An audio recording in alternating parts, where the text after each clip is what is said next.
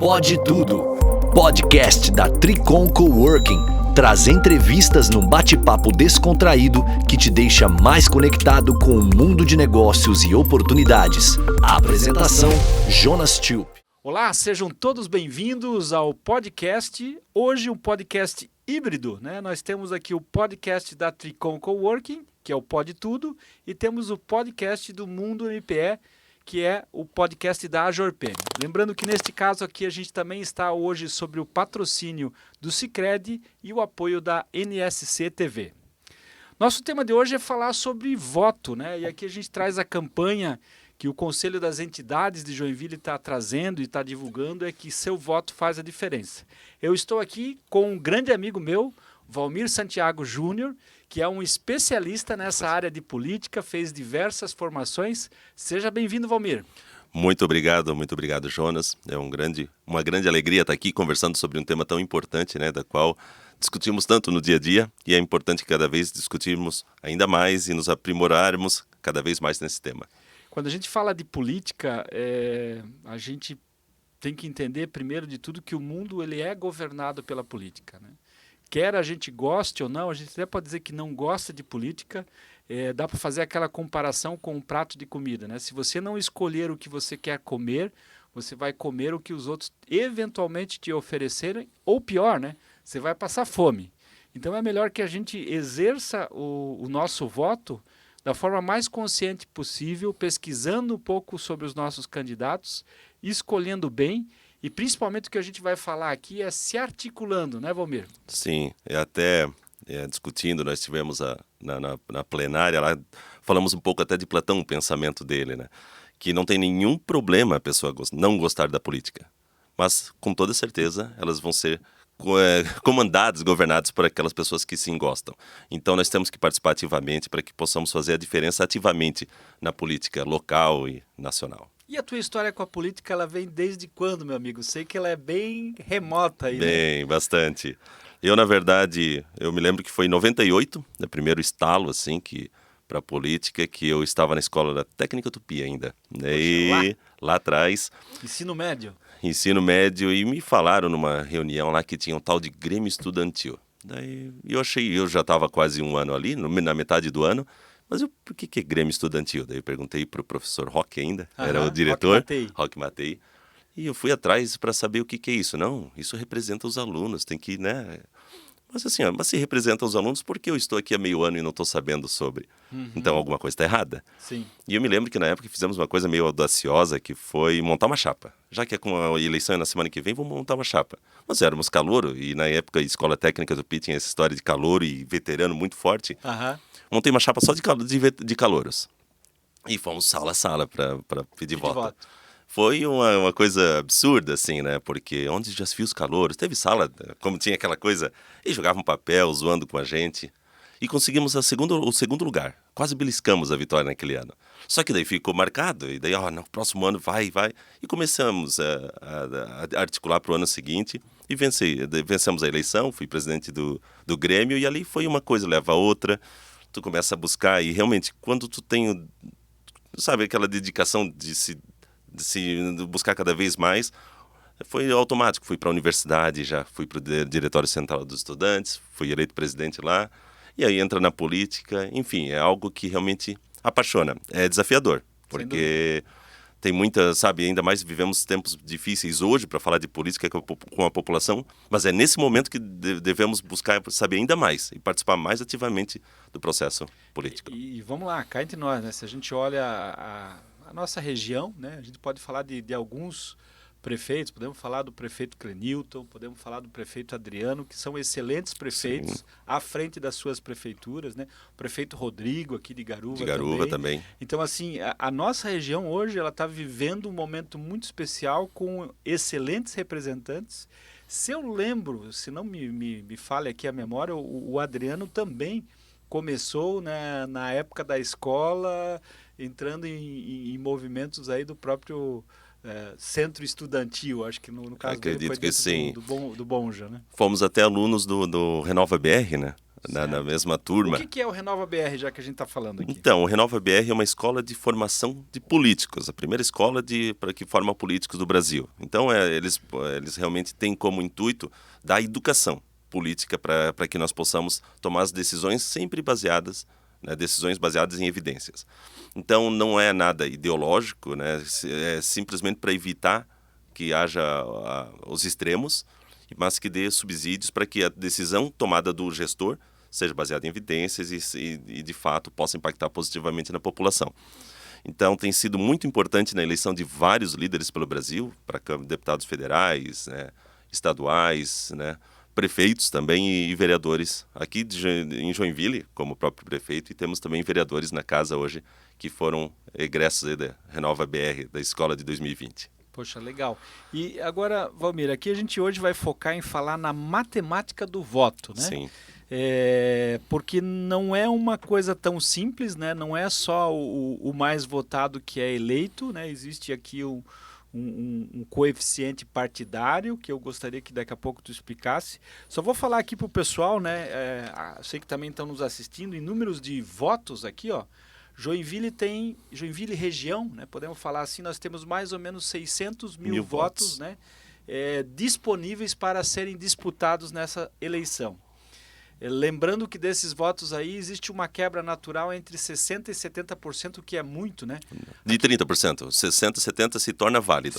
Isso, 60%, 70% se torna válido, 30% tende a cair, o que é triste, né, Valmir? Sim. Porque se a gente pensar que só Joinville, na última eleição, foi entre 100 e 150 mil votos, se eu considerar os brancos, né, os nulos também, sim, desperdiçados, que poderiam ter elegido, com certeza, mais um deputado federal e talvez mais 2 deputados estaduais, se a gente pensar por essa ótica, né? Certeza. Então, atenção Joinville região, né?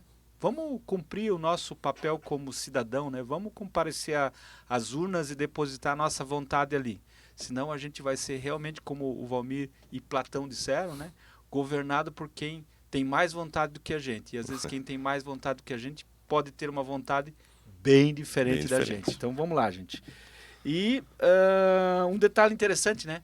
Mais de 50 mil votos agora nessa eleição, a mais do que em 2020, né? Então, novos egressos entraram, né? Então é importante que o jovem vá lá manifestar o seu voto e também as pessoas que já estão na melhor idade compareçam às urnas, né? Vale lembrar aí que para os jovens tivemos um crescimento histórico nesse ano, tá? Houve uma série de movimentações, o público de 16 a 18, que é optativo, teve um aumento bem considerável. Então, isso ajudou bastante. E também tem outro fenômeno que nós temos uma região com muitos imigrantes. Tem gente vindo de várias partes do Brasil e demoram para transferir o voto. Então, isso tem a própria Justiça Eleitoral tem incentivado essa troca. Até ficou mais fácil, agora por aplicativo até. Show. Então, isso ajudou bastante. Meu filho fez a matrícula eleitoral dele pelo aplicativo. E já está votando nessa eleição. Legal. Muito bem. Vou falar aqui mais um número, ó. 5,4 milhões de votos em Santa Catarina, né? E aquela média que a gente falou, entre 60% e 70% são os votos válidos. Isso mesmo. Valmir, agora com esses números, né? O que tu pode falar para nós da matemática do voto aí? Então, a matemática ela é simples, mas é complexa quando tu joga para a população entender, porque às vezes fica aquela dúvida no ar, né? Por que eu votei, num candidato que ganhou 40 mil votos, ou 70 mil votos, como teve candidato a deputado federal aqui de Joinville, com 70 mil votos não entrou na Câmara Federal. E entrou um outro deputado que ganhou 27 mil votos. Deixa eu só botar então essa outra imagem aqui, ó. Pessoal, na média, né, uma vaga para deputado federal custa 216 mil votos ao partido. É uma estimativa que a gente fez aqui agora. E uma vaga para deputado estadual custa 87 mil votos para o partido, né? Isso, né? Aí que fala para o partido, porque geralmente é difícil um deputado conseguir isso aqui sozinho. Ah, ok. Né? Esse é uma pessoa, eu, Hilário, conseguir 216 mil para federal. Já aconteceu, mas aqui o que acontece? É o partido que ganha esses votos. Então o partido já lança seus candidatos, coloca todo mundo, o time em campo, e vamos conseguir votos. Então vamos fazer uma conta hipotética. Vamos dizer que o partido aqui, se eu pegar esse último exemplo aqui, o partido teve 650 ou 700 mil votos, o partido teve. 700 mil votos. Daí nós vamos... Esse é o coeficiente eleitoral, Isso. certo? Nós estamos aqui porque... Por que 216 mil votos no coeficiente eleitoral? Porque nós pegamos todos os votos válidos, dividimos pelas vagas. Daí deu esses 216. Que é isso aqui, né? Isso. Quantidade de Votos coeficiente válidos. eleitoral, quantidade de votos válidos dividido pelas número de vagas. vagas. Né? Vagas para deputado federal São 16. são 16 e vagas para deputado estadual são 40. Então, por isso essa diferença nos votos. Digamos lá, o partido hipotético ali conseguiu 700 mil vagas. Daí tu vai para o segundo cálculo, que também é simples. Tu pega o número de votos que o partido conseguiu, 700 mil, dividido por esse coeficiente eleitoral. Perfeito. Daí, ou seja, aqui nós vamos ter 3, alguma coisa. Ou seja, ele tem 3 vagas pra ele garantiu. 3 deputados federais. E ele tem uma pequena sobra Tá, que e ficou daí para trás. ele vai olhar para dentro do partido dele, é isso? Daí dentro, eu consegui 3 cadeiras lá dentro. Ele escolhe partido qual que X. ele quer? Não, daí o nosso sistema é uma lista aberta. Ok. No Brasil, existem países que é lista fechada, tá? Daí vale registrar. Tem gente que acha... Mas falando que, de nós aqui. Mas o nosso é uma lista aberta. Digamos, aquele candidato que conseguiu mais vagas, daí Mais tem um votos? ranqueamento interno. Mais votos, é o primeiro colocado e tem direito à primeira vaga. Automaticamente. Dentro do partido. Daí a divisão vai ser interna. Opa, o partido conseguiu 3 vagas, chama todos ali, ó. Ah, você conseguiu mais vagas, você é o primeiro, você é o segundo Agora eu vou e o fazer terceiro. intriga E os aqui. demais são suplentes. Supondo que 2 caras empataram na quantidade de votos, como é que funciona? O mais velho leva. O mais velho, é Daí por a idade. idade. Daí a idade. Ó. Daí tem o critério de desempate também. Vai por idade. Acho que é uma coisa muito difícil de acontecer, mas... Mas já aconteceu. Já aconteceu? Já aconteceu, e principalmente cidade pequena para vereador, isso é bem É normal, verdade, tá? né? Porque tu tá falando em eleição que eles são eleitos por 114, 110 votos, e 2 conseguiram, digamos, 110 votos, o mais velho leva. Valmir, nessa questão de matemática do voto, né? Eu lembro, por exemplo, que Campo Alegre, a diferença entre o primeiro e o segundo colocado para prefeito, ou seja, a atual prefeita lá, se eu não me engano, ela levou a prefeitura por 3 votos. Sim. Obviamente que isso não aconteceria em Joinville. Por quê? O primeiro, assim, ou tu diz para prefeito? Daí é uma eleição... No primeiro turno, né? Porque tem lugares que não tem o segundo turno, né? Isso.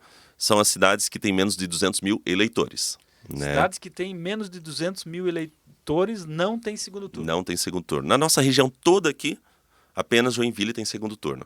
Então, os moradores das outras cidades, digamos... E geralmente o sistema eleitoral, como não tem segundo turno, não vão ter 10 candidatos, porque quebra todo mundo. E vamos lá, isso vale para quando a gente está falando de prefeito, que não é o caso nessa eleição, né? Sim, não é o caso. Mas também não é a única eleição que não tem segundo turno e é majoritária é o de prefeito para cidades com menos de 200 mil eleitores. Daí não tem segundo turno nesse caso. Todos os demais têm segundo turno. Mas é uma curiosidade, né? Porque acontece em Mafra de ganhar só por 3 votos e às vezes ela conseguiu só 30% dos votos. Tá, então vamos Então lá. tecnicamente não é a maioria da população, mas ela tem o direito à vaga. A nossa tendência é que a gente tenha uma eleição para presidente da República com segundo turno. Isso tem, sim. Né? Para governador também vai segundo turno. Sim, sempre. Né? Então, os 2 mais bem colocados vão disputar o segundo turno. A não ser que no primeiro turno um dos 2 já consiga mais de 50% dos votos válidos. Perfeito. 50 mais 1. Essa é a matemática, 50 mais 1. Daí elimina o segundo turno. Né? Essa situação do segundo turno nas cidades, né? Essas cidades pequenas é que, mesmo não tendo 50% mais 1 dos votos, as cidades pequenas têm. Ele é eleito mesmo assim, com menos de 200 mil eleitores. Legal. Deputado estadual, o que mais a gente pode falar de deputado estadual e federal aqui, Valmir? Então, se nós falar localmente, né? Nós estamos fazendo alguns cálculos aqui. Vamos falar de seu voto faz a diferença, Joinville. Se tivéssemos como, por exemplo, votar localmente, eleger deputados de nossa região, daí eu já falo de toda a Joinville região, poderíamos colocar de maneira justa e bem proporcional, pelo tamanho da população, algo em torno de 3 federais, certo, e até 5 estaduais da nossa região. Certo. Hoje nós temos 3, digamos, se pegar Joinville região. Se pegar Jaraguá, já entra mais.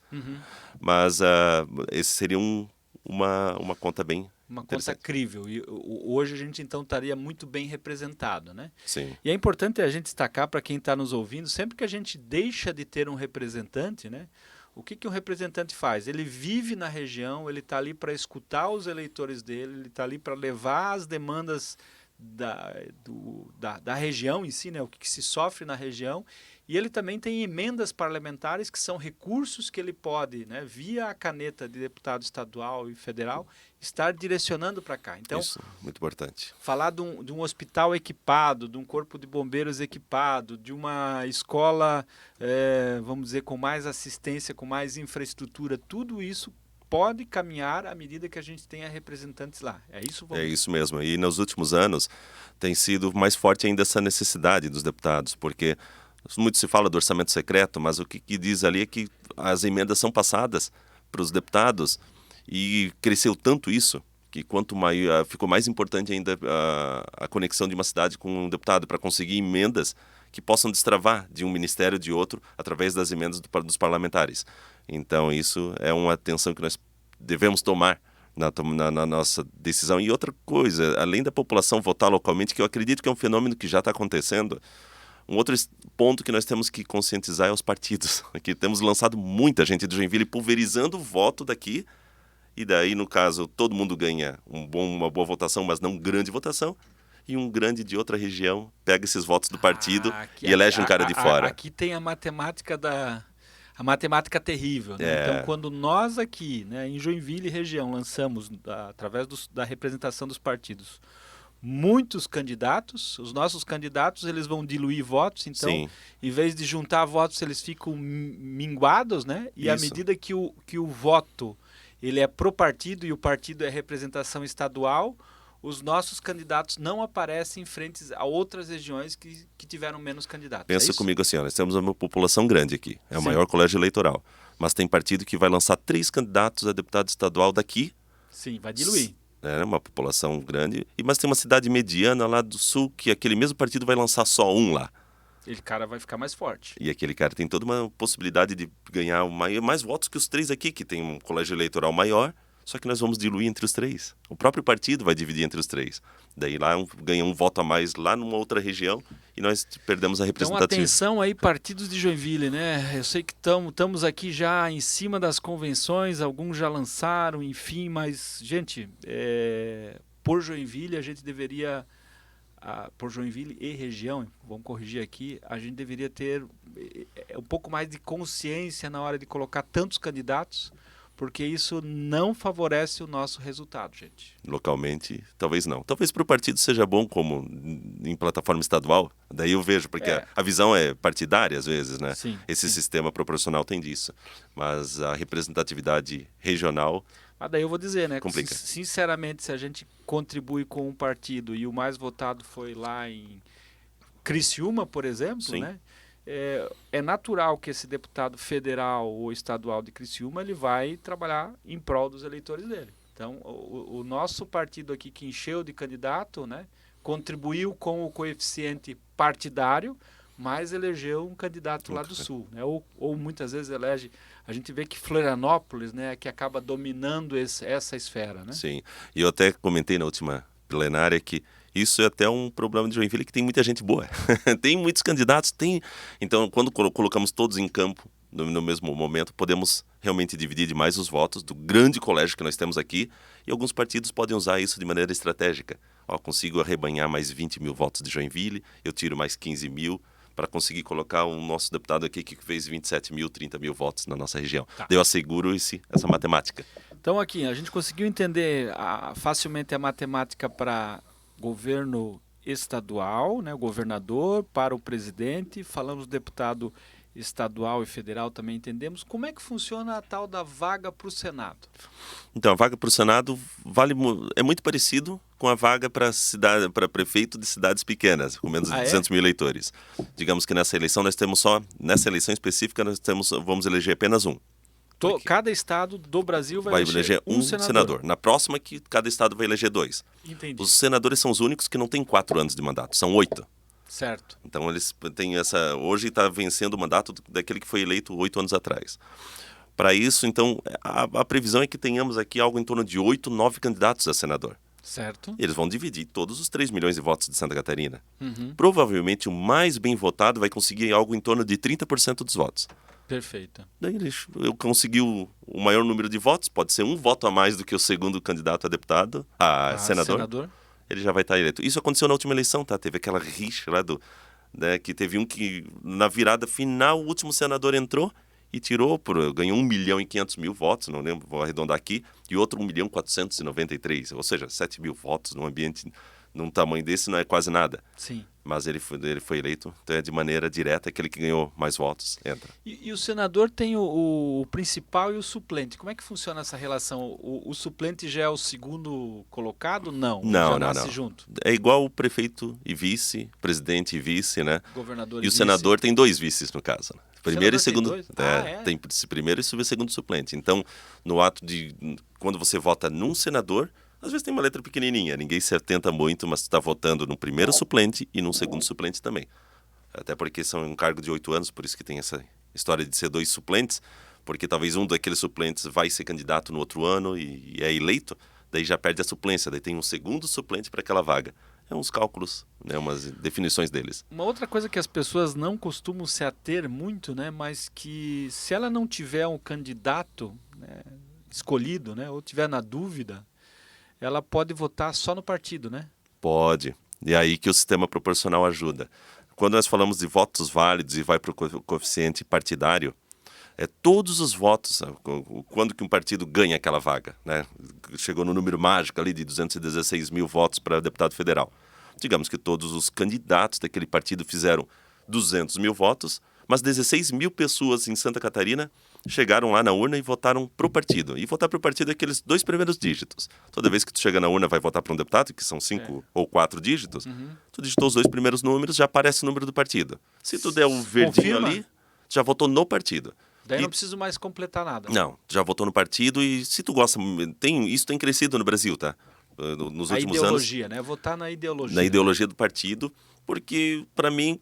Assim, na minha visão, quem entrar lá daquele partido tá bom, eu acredito. Então, assim, quando eu voto na ideologia, se eu fiz esse movimento de 2 dígitos e confirmei, eu já votei governador? Não, só para aquela vaga em específico. Ah, tá.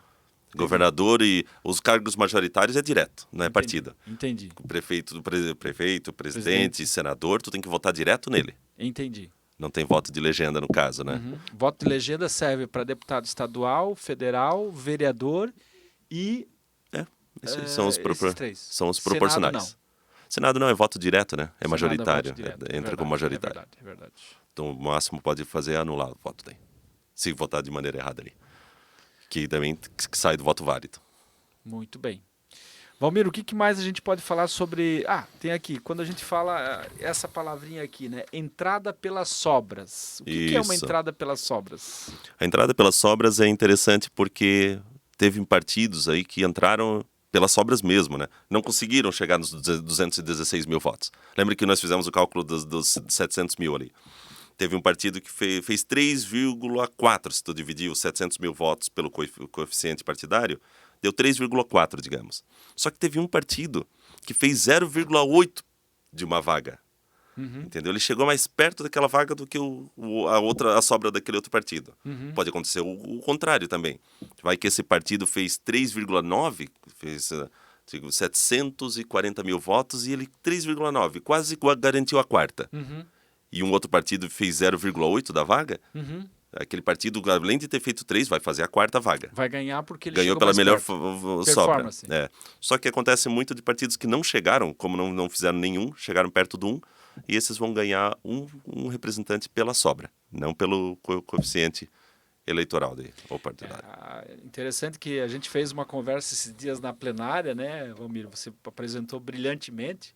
Deu um show junto com o Bolshoi, né? Após o Bolshoi. Foi difícil competir com o Bolshoi, não tem como. Foi a plenária da Jorpem que falou da matemática dos votos, né? Sim. E eu confesso que naquele momento eu estava um pouco confuso. Agora a gente conversando um pouquinho aqui, escutando um pouco melhor. Então, assim, só para o nosso ouvinte aqui, né? E quem está nos assistindo também imaginar. A gente pode ter um candidato que faça, do partido A, que faça 150.000 votos. E esse candidato que fez 150 mil votos, ele pode perder para o candidato do partido B, que fez 70 mil votos individuais, Sim. mas que o partido fez Como a todo melhor fez mais. campanha. Isso aconteceu e ficou muito emblemático em Santa Catarina, umas 3, 4 eleições atrás. Teve um deputado que se lançou sozinho. Era o único candidato do partido. Nossa. Então ele precisava fazer 80, na época 75 mil votos, ele fez 68 mil. Foi o mais votado da eleição. Aham. Mas não entrou. Não entrou. Não entrou. Daí entrou os outros que passaram a cláusula. Porque o partido dele não Era só tinha ele. força, era só ele. Entendeu? Então, apesar de o partido botar toda a força nele, não conseguiu chegar lá, fez uma grande votação. E claro, na eleição seguinte ele já fez diferente. Mudou a estratégia e entrou. Muito bem, Valmir. Estamos chegando aqui no final, né? Eu queria te fazer uma pergunta aí sobre eleição, é claro, né? Que é o nosso tema aqui. Você já teve a oportunidade de ser candidato, né? Já. E eu sei que uma coisa que atrapalha muito o momento eleitoral é a fake news, né? Demais. Conta para nós um pouco o que ela significa, como ela impacta e como nós, como eleitores, podemos, de repente, ter um pouco mais de clareza e de razão na hora de receber tantos bombardeios que a gente vai receber provavelmente no WhatsApp e vai vir, né? Olha, essa eleição até, eu brinco, mas falando a verdade, essa eleição eu quero até ficar um pouco distante, porque tende a ser uma eleição muito polarizada. Muito polarizada mesmo, e o resultado disso vai ser, sabe, esse tipo de ferramenta que não é tão republicana, diria assim. Mas de fato, a única saída é buscar realmente informação de fonte segura. Não vá acreditando no que cai no WhatsApp de primeira, o que fala disso, daquilo. Busque fontes, né? Tem muita coisa distorcida, e não é nem para um lado e para o outro, é geral isso. Tem sido feito uma... A própria imprensa, né? Se a gente olhar assim, a imprensa tem também sido tendenciosa, né? Sim, o que é tendência? Apesar de que o jornalismo tem aquela parte que apura os dois lados, ela tende talvez a botar mais um lado ou outro no ar, né? Mas o pior acontece temos visto nascer jornais dos mais diferentes segmentos e vertentes ideológicas, que dali se inunda, daí não tem checagem ou verificação de notícia, né? E elas se replicam tão forte porque hoje temos um fenômeno na sociedade. Tu tá escolhendo a informação que vai consumir. E se eu gosto disso, eu quero consumir a informação que me dê a certeza que eu quero. Eu não estou buscando o outro lado. Eu não estou buscando, sabe, desafiar a minha ideia. Não. Eu quero buscar a certeza daquilo que eu penso. Então está meio complicado. Então, e tem espaço para isso. Tem um jornal para falar justamente, que está falando justamente aquilo que eu penso, não necessariamente a verdade, mas isso aqui talvez já está satisfazendo a população. Então nós estamos replicando isso e tá bem complicado. Hoje nós temos, eu costumo dizer que a política no Brasil hoje não é mais a razão que está na frente, é a paixão. A emoção ela é boa, mas a emoção às vezes ela nos cega, Nos né? cega. Quando toma uma decisão baseada na paixão é gostoso naquele momento, mas é a melhor quando tu toma, sabe, dá um passo para trás, vamos pensar depois, com razão, né? E a razão é que nesses momentos... Beber muitas vezes dá ressaca. Com toda certeza. E vivemos alguns momentos de ressaca no Brasil que temos que parar com isso, acho. Então tá bom. Eu lembro assim, o país tem uma excelente oportunidade daqui para frente, né? Com certeza. De emprego, de renda, então é muito importante a consciência de cada um no voto agora. Valmir, queria que você desse uma mensagem final aí para quem está nos ouvindo e nos assistindo, né? Qual que é o teu grande conselho de vida, né? Conselho como cidadão? Então, olha, o que eu posso falar é o seguinte: temos que participar ativamente da vida política, né? Nós somos agentes políticos, nós só vamos transformar a nossa realidade com a nossa efetiva participação. É complicado, é difícil, mas vamos tentar fazer a diferença no mínimo, talvez localmente, no seu bairro, que a transformação começa ali. Então, às vezes nós queremos talvez a mudança muito mágica, do dia para a noite, mas isso não vai acontecer. E às vezes nós olhamos para o Brasil e costumamos dizer que o Brasil está em uma situação ruim, difícil, está complicado, mas se tu olhar como era o nosso Brasil 30 anos atrás.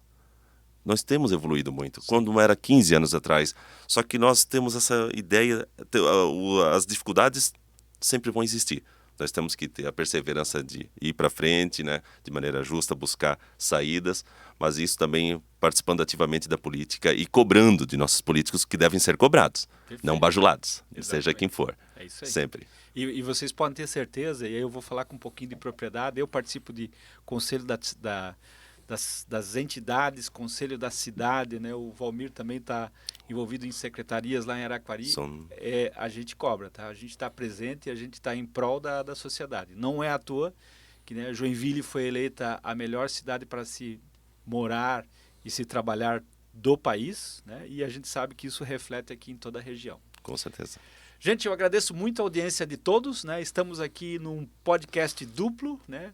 Pode Tudo da Tricom Coworking e o Mundo MPE da Jorpem, que neste caso tem o patrocínio do Sicredi e o apoio da NSC. Espero você no nosso próximo podcast. Você ouviu o Pode Tudo, o podcast da Tricom Coworking com Jonas Tube.